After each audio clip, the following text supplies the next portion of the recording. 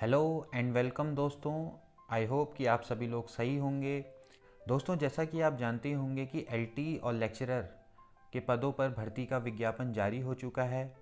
और अगर आप लोगों ने अभी तक उस विज्ञापन को नहीं देखा है या आपने अभी तक फॉर्म नहीं भरा है तो आप देरी ना करते हुए तुरंत उन फॉर्म को भर लीजिए। फ्रेंड्स, ये एक बहुत ही शानदार मौका है क्योंकि काफ़ी सारे पद एलटी और लेक्चरर के निकले हैं इस बार। तो मैं आशा करता हूँ कि आप सभी लोगों का इसमें सिलेक्शन हो।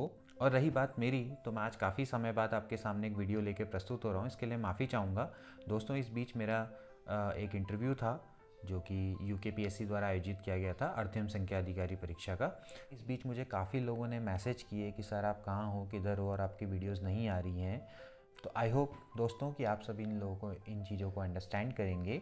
और अब मैं फ्री हूँ तो अब मेरी जो वीडियोज़ हैं वो अब रेगुलरली आती रहेगी। तो इसी के क्रम में मैं आज आपके सामने एक बहुत ही अच्छा और बहुत ही शानदार टॉपिक जिसका नाम है परम्यूटेशन एंड कॉम्बिनेशन वो लेकर आया हूँ। तो चलिए हम वीडियो को स्टार्ट करते हैं।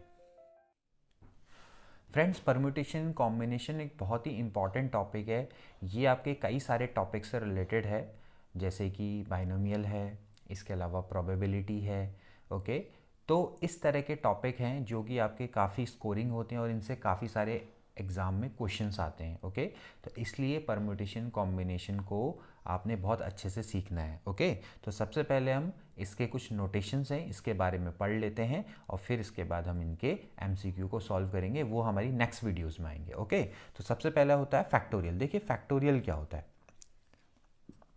आप में से कई लोगों को ये चीज़ें आती होंगी, अगर नहीं भी आती हैं तो कोई बात नहीं, आप इसको यहाँ पर सीख सकते हैं। देखिए फैक्टोरियल क्या होता है। फैक्टोरियल में हम इसको कह सकते हैं the continued product of first N natural number is called N factorial. जैसे एन फैक्टोरियल है, ओके, तो यानी फर्स्ट एन नेचुरल नंबर का कंटिन्यूस प्रोडक्ट। तो फर्स्ट एन नेचुरल नंबर आपके क्या होते हैं, 1 2 3 4 से लेकर अप टू एन। तो एन फैक्टोरियल को हम किससे दिखाते हैं, 1 2 3 अप टू एन से। ओके, सिमिलरली आप अगर सपोज करो आपसे कोई कहता है भाई 5 फैक्टोरियल, तो 5 फैक्टोरियल क्या होगा, एक्चुअली जो पहले 5 नेचुरल नंबर हैं उनका कंटिन्यूड प्रोडक्ट, यानी 5 4 3 2 1। बहुत सिंपल है। ओके, इसके अलावा जैसे सपोज करो आपसे कोई बोलता है भाई 3 फैक्टोरियल, तो 3 फैक्टोरियल में आपका कितना हो जाएगा, 3 2 1। ओके, अब बात जैसे कि मैंने बोला भाई फैक्टोरियल में फर्स्ट एन नेचुरल नंबर, यानी एन फैक्टोरियल में फर्स्ट एन नेचुरल नंबर होते हैं। तो इसका मतलब ये है कि यहाँ पर सिर्फ नेचुरल नंबर की हम बात कर रहे हैं। ओके, तो अगर आपसे कोई बोलेगा भाई नेगेटिव फैक्टोरियल, तो negative factorial does not exist, ये एग्जिस्ट ही नहीं करता है। ध्यान में रहे कि नेगेटिव फैक्टोरियल एग्जिस्ट नहीं करता है। इसी तरह से अगर हम 1 फैक्टोरियल की बात करें तो 1 फैक्टोरियल आपका कितना होता है, 1। लेकिन यहाँ पर एक एक्सेप्शन है जिसकी हम बात करेंगे, इसका बोलते हैं 0 फैक्टोरियल। तो 0 फैक्टोरियल की वैल्यू आपकी कितनी होती है, 1। इस चीज़ को आप ध्यान में रखेंगे। ओके, 0 फैक्टोरियल की वैल्यू आपकी कितनी होती है, 1 होती है। इसको आप ध्यान में रखेंगे। एज वेल एज 1 फैक्टोरियल की वैल्यू भी कितनी होती है, 1 होती है। याद, 0 फैक्टोरियल की वैल्यू 1 क्यों होती है ये मैं आपको आगे बताऊंगा जब हम कॉम्बिनेशन पढ़ेंगे। अभी इसको आप फिलहाल ऐसे ही याद कर लो कि 0 फैक्टोरियल की वैल्यू आपकी कितनी होती है, 1 होती है। और negative factorial does not exist, ये एग्जिस्ट नहीं करता है। ओके, अब इसके कुछ क्वेश्चन और कुछ एग्जाम्पल इसमें हम देख लेते हैं। जैसे हमें क्या करना है, एलसीएम निकालना है 4 फैक्टोरियल, 5 फैक्टोरियल एंड 6 फैक्टोरियल का। ओके, एलसीएम से आप समझते होंगे जिसको हम क्या बोलते हैं, लीस्ट कॉमन मल्टीपल। तो देखिए 4 factorial, 5 factorial, 6 factorial. So as we know that 4 factorial can be return as 4 into 3 into 2 into 1। Okay, इसी तरह से 5 फैक्टोरियल है तो 5 फैक्टोरियल को क्या लिखेंगे आप, 5 into 4 into 3 into 2 into 1। Now यहाँ से एक चीज़ निकल के आती है, देखिए 4 into 3 into 2 into 1, that is nothing but 4 factorial. So it can be return as 5 into 4 factorial. Okay, इसी तरह से 6 फैक्टोरियल है। 6 फैक्टोरियल आपका क्या हो जाएगा, 6 5 4 3 2 1।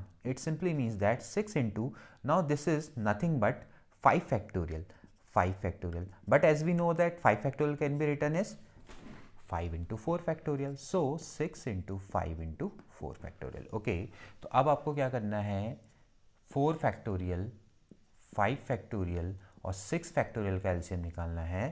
तो 5 factorial can be written as 5 into 4 factorial and 6 factorial can be written as 6 into 5 into 4 factorial. Okay तो फ्रेंड्स अगर हमें इसका एलसीएम निकालना है so we can see that 4 factorial इसको डिवाइड कर लेता है, इसी तरह से 5 इंटू 4 फैक्टोरियल भी इसको डिवाइड कर लेता है और ये तो इटसेल्फ को डिवाइड करेगा। तो यहाँ पर से हम देख सकते हैं भाई 6 इंटू 5 इंटू 4 फैक्टोरियल इसका क्या है एलसीएम है। तो यानी this is nothing but 6 factorial. 6 factorial की वैल्यू कितनी होती है 720। ओके इन तीनों में आप देख सकते हैं कि लोएस्ट कॉमन मल्टीपल में जो कि ऐसा नंबर जो कि इन तीनों नंबर से डिवाइड हो जाए वो ये नंबर है। आप देख सकते हैं ये भी इसको डिवाइड करता है, ये भी इसको डिवाइड करता है और ये तो खुद को डिवाइड करेगा। इसी तरह से आप एचसीएफ भी निकाल सकते हैं। एचसीएफ का मतलब क्या होता है जो हाईएस्ट कॉमन फैक्टर होता है। हाईएस्ट कॉमन फैक्टर कौन है जो इन तीनों में कॉमन है? आप ऑब्वियसली कितना है 4 फैक्टोरियल। तो 4 फैक्टोरियल की वैल्यू कितनी होती है 24। हेंस इस तरह से आप एलसीएम और एचसीएफ को फाइंड आउट करेंगे। Okay so from this question we have learn that n factorial है। n फैक्टोरियल को हम कैसे लिख सकते हैं? n into n minus 1 n minus 2 से लेकर आपका क्या हो जाएगा 3 2 1। ओके सो अगर मैं इतने पार्ट को लिखूं तो ये एक्चुअली क्या है n into n minus 1 factorial. Okay similarly we can write n into n minus 1 into n minus 2 factorial. Okay and इस तरीके से आपकी प्रोसेस चलती रहेगी। ओके तो अब एक और क्वेश्चन है जिसको हम देख लेते हैं जो कि काफ़ी इंपॉर्टेंट है और एग्जाम के नज़र से आता भी है। 1/9 factorial 1/10 factorial is equals to है x/11 फैक्टोरियल। ओके बड़े इजी हैं। अब ये फैक्टोरियल नोटेशन पे इजी क्वेश्चन होते हैं लेकिन ये एग्जाम में ज़रूर आते हैं। तो इनको देखिए हम किस तरह से सॉल्व करेंगे। देखिए 1/9 फैक्टोरियल है, 1/10 फैक्टोरियल है, 1/11 फैक्टोरियल। तो देखो इसको आप किस तरीके से करेंगे। ये हो जाएगा 1/9 factorial plus 1/10 factorial can be written as 10 into 9 factorial. Similarly, x/11 can be written as 11 factorial can be written as 11 into 10 into 9 factorial। देखिए 9 फैक्टोरियल यहाँ तीनों में जगह में कॉमन है तो ये हो जाएगा, ये कैंसिल आउट हो जाएगा। 1 plus 1/10 is equals to x/11 into 10।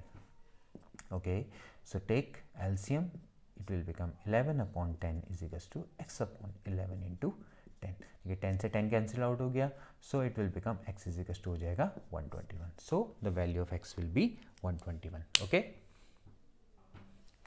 Next question है दोस्तों, लिखा हुआ है कि if n factorial upon 2 factorial into n minus 2 factorial and n factorial upon 4 factorial n minus 4 factorial are in the ratio 2:1। देखिए 2:1 में है तो आपको क्या करना है n की वैल्यू को फाइंड आउट करना है। तो देखिए आप इसको किस तरीके से करेंगे। आपको दिया हुआ है कि भाई n factorial divided by 2 factorial n minus 2 का जो रेशियो है n factorial upon 4 factorial n minus 4 factorial is equals to है 2:1। ओके अब आप इसको सॉल्व करनी है। देखिए सिंपली कैलकुलेशन है, इसको आप ध्यान में रखेंगे। तो n फैक्टोरियल अपॉन ये हो जाएगा 2 फैक्टोरियल n माइनस 2 फैक्टोरियल, ये हो जाएगा मल्टीप्लाई में रिवर्स हो जाएगा n माइनस 4 फैक्टोरियल। इतनी मैथमेटिक्स आप सभी लोगों को आई होप कि आती है। तो 2 अपॉन ये हो जाएगा 1। n फैक्टोरियल से n फैक्टोरियल कैंसिल आउट हो जाएगा। देखिए इसी तरह से आप देखिए 4 फैक्टोरियल है, 4 factorial can be written as 4 into 3 into 2 factorial and n minus 4 factorial को आप एज इट इज़ रखिए। इसी तरह से नीचे है 2 factorial, n minus 2 factorial can be written as n minus 2 n minus 3 and n minus 4 factorial. Okay is equals to हो जाएगा 2/1। सो देखिए n माइनस 4 फैक्टोरियल से n minus 4 factorial cancel, 2 factorial से 2 फैक्टोरियल कैंसिल।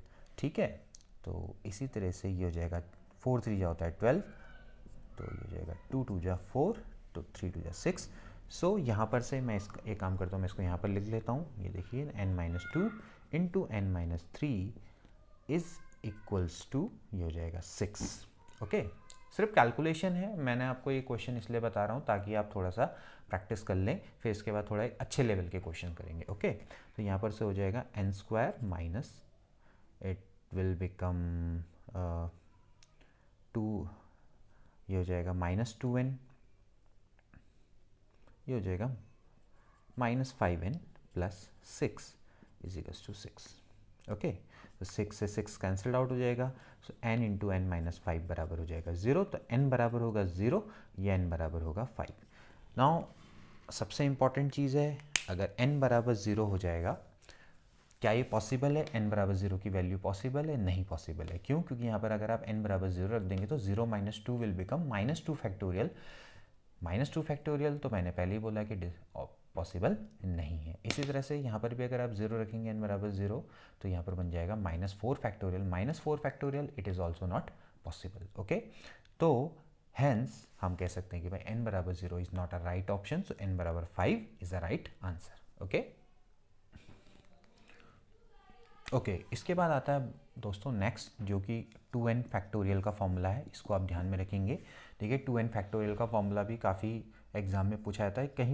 कई बार इसमें एक straight forward question आ जाता है कि भाई 2n फैक्टोरियल की क्या वैल्यू होती है। इसके बाद आपके सामने ऑप्शन रहते हैं, 4 ऑप्शन। अगर आपको आता है तो बहुत ईजी है, अगर आपको नहीं आता है तो आप उसमें लगे रहो, ये निकलता भी नहीं है और फिर उसके बाद आप गलत आंसर पे टिक करके आ जाते हैं। इसलिए बढ़िया ये है कि आप चीज़ों को फैक्चुअली भी याद करने की कोशिश करें। तो देखिए 2n फैक्टोरियल है, इसकी क्या वैल्यू हो सकती है? देखिए 2n फैक्टोरियल को अगर मैं लिखूंगा तो कैसे लिखूंगा? देखो ये ऐसे लिखूंगा 2n, इसके बाद क्या हो जाएगा आपका 2n माइनस 1, फिर इस तरह से हो जाएगा भाई 2n minus 2 and up to so on it will become 3, 2, 1। Okay ठीक, अब इसमें थोड़ा सा फेरबदल हम करेंगे।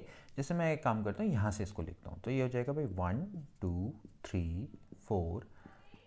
इसी तरह से ये हो जाएगा 2n minus 2 and 2n minus 1 that will 2n। Okay ठीक, अब एक काम करता हूँ, मैं जितने भी इसमें ऑड नंबर है, ऑड नंबरों को एक साथ ले लेता हूँ और इवन नंबर को एक साथ ले लेता हूँ। तो देखिए क्या होगा, 1, 3, फिर 5। ओके, इनको मैंने साथ ले लिया। ठीक, और इसके अलावा यहाँ पर क्या हो जाएगा, लास्ट में क्या बनेगा 2n माइनस 1, क्योंकि 2n माइनस 1 है। ठीक है ना, और जो इवन है उनको साथ ले लिया। इवन वाले कितने हैं देखिए, ये हो जाएगा 2, 4, 6 और लास्ट में आपका कितना हो जाएगा 2n होगा। ठीक है ना, आप इस प्रोसेस को अच्छी तरह से समझिए। ठीक, तो 1, 3, 5, ठीक है, इसको हम एज इट इज़ रहने देते हैं 2n माइनस 1। ठीक है, और देखिए यहाँ पर से देखिए 2 है। ठीक है, इसको मैं लिख सकता हूँ 2 इंटू 1, 2 को 2 इंटू 1 लिख सकते हैं, बिल्कुल लिख सकते हैं। 2 इंटू जो आपका 4 है, इसको मैं 2 इंटू 2 लिख सकता हूँ, बिल्कुल लिख सकते हैं। इसी तरह से 6 है, इसको लिख सकते हैं 2 इंटू 3। तो एज ये चलता रहेगा तो ये आपका क्या बन जाएगा 2n बन जाएगा। ठीक है ना, यहाँ तक आई होप कि आपको समझ में आ चुका होगा। अब आप देखते हैं यहाँ पर कितने टर्म है, n टर्म है। तो n टर्म है तो 2 इंटू 2 इंटू 2 कितने बार जा रहा है, n टाइम जा रहा है। तो n टाइम जा रहा है तो कितना बन जाएगा भाई 2 की पावर n। ओके, और यहाँ पर हो जाएगा भाई 1, 3, 5, इसको तो ऐसे ही छोड़ दो। ठीक, आई होप कि आपको ये समझ में आ रहा होगा। तो यहाँ पर बचेगा क्या, यहाँ पर बचेगा 1, 2, 3, ये बचेगा 1, 2, 3 से लेके अप टू n। ठीक, और 1 से लेके n तक के नेचुरल नंबर है, उनका कंटिन्यूड मल्टीप्लाई आपका क्या होता है, n फैक्टोरियल होता है। तो this is nothing but n factorial. तो यहाँ पर से हो जाएगा भाई 2 की पावर n, n फैक्टोरियल हो जाएगा 1, 3, 5 से लेकर 2n minus 1। So this is the formula okay of 2n factorial. ठीक है ना, आप इसको ध्यान में रखेंगे। कभी कभार हो सकता है कि फॉर्मूला आपसे ऐसे पूछा जाए 2n factorial divided by n factorial, तो उसकी वैल्यू आपकी कितनी होती है 2 की पावर n इंटू 1.3.5 से लेके 2n माइनस 1। बड़ा इंपॉर्टेंट है, इसको आप ध्यान में रखिए। ठीक है, ये आपके कई सारे क्वेश्चंस हैं, उसके मिडिल में भी आ सकता है कि कोई हम सॉल्व कर रहे हैं कोई क्वेश्चंस को और उसके मिड में भी ये काम आ सकता है। ठीक है ना, तो इसको आप ध्यान में रखेंगे। ओके दोस्तों, इसके बाद एक इनइक्वालिटी जिसको आप ध्यान में रखेंगे, ये भी बड़ी इंपॉर्टेंट है, कभी एग्जाम में पूछी जाती है। n फैक्टोरियल का जो स्क्वायर होता है वो आपका होता है less than equals to n की power n into n factorial. Less than ये हो जाता है 2n का फैक्टोरियल। देखिए ये भी बड़ी इंपॉर्टेंट है, डायरेक्टली पूछ लिया जाता है, डायरेक्टली इससे क्वेश्चन आ जाता है कि which of the following inequality is correct. तो आपको अगर इनइक्वालिटी अगर पता है तो आप इजीली उसको कर लोगे, वरना दिमाग खपाते रहो वहाँ पर। ठीक है, तो अब इसको पहले देख लेते हैं, पहले इस वाले पार्ट को प्रूफ करते हैं। तो देखिए कैसे करेंगे, देखिए as we know that n factorial का स्क्वायर, देखिए n फैक्टोरियल का स्क्वायर का मतलब क्या है, n factorial into n factorial. Okay, now अब एक चीज़ है, इसको थोड़ा सा हम ध्यान में रखेंगे। देखिए n फैक्टोरियल को तो आप ऐसे ही रखो, ठीक है। दूसरे n फैक्टोरियल को मैं ऐसा लिख सकता हूँ, कैसे लिख सकता हूँ, 1, 2, 3 से लेके n लिख सकते हैं, क्योंकि भैया n नेचुरल नंबर का प्रोडक्ट है, स्टार्टिंग के नेचुरल नंबर। ठीक है ना, एक n फैक्टोरियल को मैंने ऐसे ही रखा, दूसरे n फैक्टोरियल को ऐसा लिख दिया। ठीक है ना, अब आप थोड़ा सा ध्यान में देखिए सबसे पहले हम स्टार्ट करते हैं पहले नंबर से, जैसे 1 है। ठीक है ना, 1 हो सकता है, देखिए 1 की वैल्यू डेफिनेटली आपकी क्या होगी, या तो n के बराबर होगी या उससे लेस होगी, होगी नहीं होगी, ज़्यादा तो हो नहीं सकती, ये तो पॉसिबल है भाई, सीधी बात है भाई, 1 है, 1 की वैल्यू या तो n होगी या n से लेस होगी। इसी तरह से 2 है भाई, 2 की वैल्यू भी क्या होगी, n होगी या तो n से लेस होगी, ठीक है ना। इसी तरह से 3 होगी, 3 की वैल्यू भी क्या होगी, n होगी तो n से लेस। इसी तरह से चलता रहेगा, लास्ट में आपका क्या हो जाएगा, n is less than equal to n। हमें पता है कि भाई n की वैल्यू तो n के बराबर होती है। तो अगर मैं इनका प्रोडक्ट करूँ, देखो अगर मैं इसका प्रोडक्ट करूँ तो 1.2.3 से लेकर n will be less than equal to कितना हो जाएगा, n की पावर n, ये तो श्योर है ना। तो अगर मैं यहाँ पर इसको रखूँ तो ये हो जाएगा n फैक्टोरियल, और इसकी जगह पर आपका कितना हो जाएगा, 1 2 3 से लेकर n है, it will become less than equals to n factorial, और इसकी जगह पर आपने क्या रख देना है, n की पावर n। ओके, ठीक। Now what is this, this is nothing but n factorial square. तो n फैक्टोरियल का square is less then n factorial n की power n। Okay, I hope ये आपको समझ में आया होगा। ओके, आप इस चीज़ को समझिए कि भाई 1 है, 1 की वैल्यू आपकी क्या होगी, less than equal to n, हो सकता है कि n के बराबर हो जाए। इस तरह से 2 है, 2 की वैल्यू या तो लेस होगी n से या उसके इक्वल हो सकती है। इसी तरह से हम ये करते चले गए, बाकी इसका प्रोडक्ट किया तो भाई वो less than equal to n की पावर n हो जाएगा, और बस उसके बाद उसमें उसकी वैल्यू को रख दिया तो n फैक्टोरियल का square is less than equal to n factorial n की पावर n। ओके, चलिए अब दूसरा पार्ट देखते हैं। अब देखते हैं इसका दूसरा पार्ट। दूसरे पार्ट में हमें इसको चेक करते हैं। देखिए यहाँ से स्टार्ट करते हैं, 2n फैक्टोरियल। 2n फैक्टोरियल को जैसे चेक कर लेते हैं क्या होता है। अभी हमने देखा था इसको, ये होता है 2n, फिर होता है 2n माइनस 1, फिर होता है 2n माइनस 2, ऐसे ऐसे करके चलता रहता है, ठीक है ना। फिर बीच में कहीं पर n आता होगा, ठीक, और लास्ट में फिर n माइनस 1 से लेके फिर ये लास्ट में आपका कितना जाता है, 3 2 1। ओके, इस तरह से ये इनइक्वालिटी चलती है, इस तरह से ये फैक्टोरियल को ये खुलता है, ठीक है। अब यहाँ पर एक चीज़ को आप ध्यान में रखेंगे, देखिए n से पहले यहाँ पर डेफिनेटली आपका क्या रहा होगा, n+1 रहा होगा, इसको भी हमें ध्यान में रखना है। ओके, तो अब एक काम करता हूँ, ये जो पीछे वाला पार्ट है, पीछे वाला पार्ट देख रहे हैं, ये n-1 से लेकर 3 to 1, ये it is nothing but n factorial, ये तो हो गया भाई n फैक्टोरियल, ठीक है। बचा ये वाला पार्ट इधर से। तो आप देखिए अगर मैं इधर से स्टार्ट करूँ, आप यहाँ से स्टार्ट करें, तो ये आपका क्या है, n+1, ठीक है ना। इससे जस्ट पहले वाला क्या रहा होगा, n+2 ऑफकोर्स, और ऐसे चलता रहा होगा, और लास्ट में आपका कितना आ जाएगा, 2n-1, और आपका कितना आ गया, 2n आ गया, ठीक है। बस खेल हो गया ख़त्म, ठीक। बस अब यहीं से हमें स्टार्ट कर देना। देखिए आपका n+1, अब फिर यहीं पर देखते हैं, ये है आपका n+1, ठीक है ना। अब n+1 की अगर हम बात करें तो n+1 डेफिनेटली आपका क्या है, n से बड़ा है कि नहीं है, बिल्कुल है, ठीक है ना। यहाँ पर n+1 की वैल्यू क्या होती है, n से बड़ी होती है। इसी तरह से जो आपका n+2 होगा वो भी आपका क्या होगा, n से बड़ा होगा।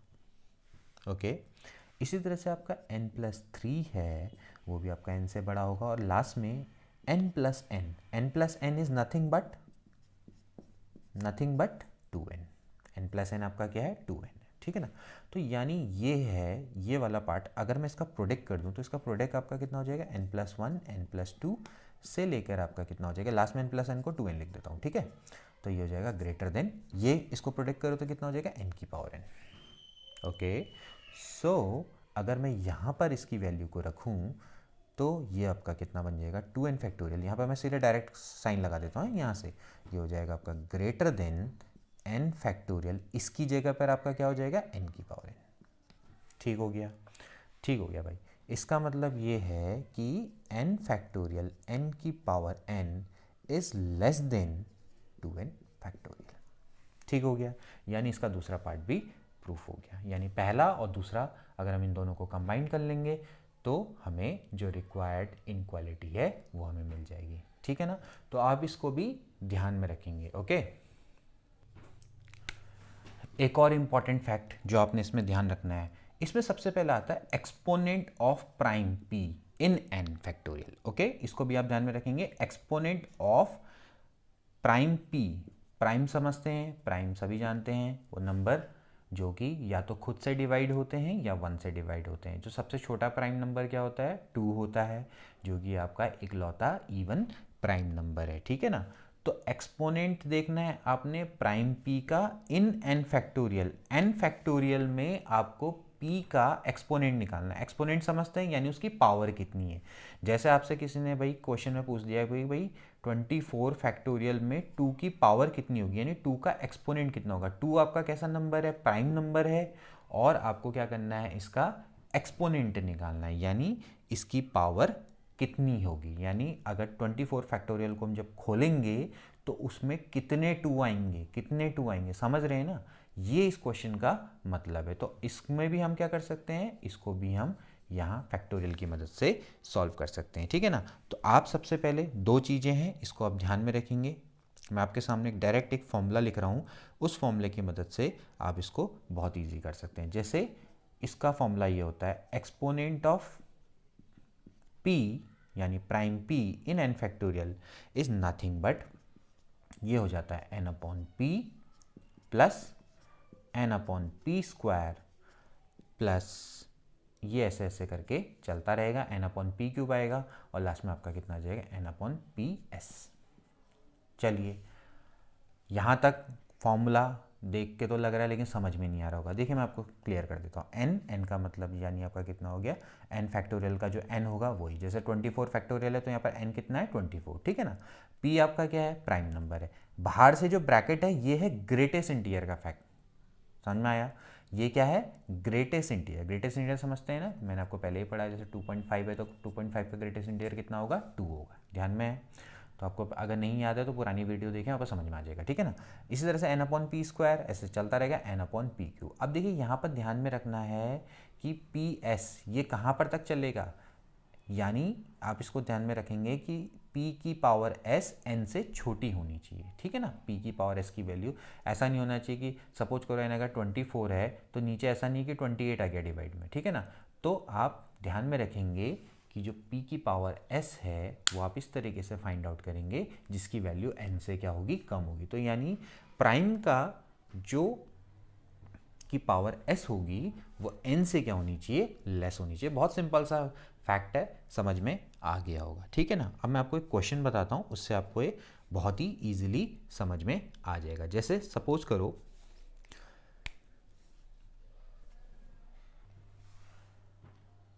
हमें करना है find the exponent of 3 in 100 factorial, यानी 100 फैक्टोरियल में कितने 3 आएंगे, समझ रहे हो ना।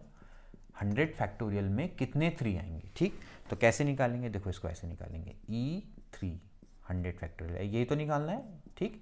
तो ये हो जाएगा, देखो कैसा आएगा, पहले 100 अपॉन 3, ठीक है ना, प्लस अगला कितना हो जाएगा 100 अपॉन 3 स्क्वायर ऑफकोर्स, फिर अगला कितना होगा 100 अपॉन 3 क्यूब, फिर 100 अपॉन 3 की पावर 4।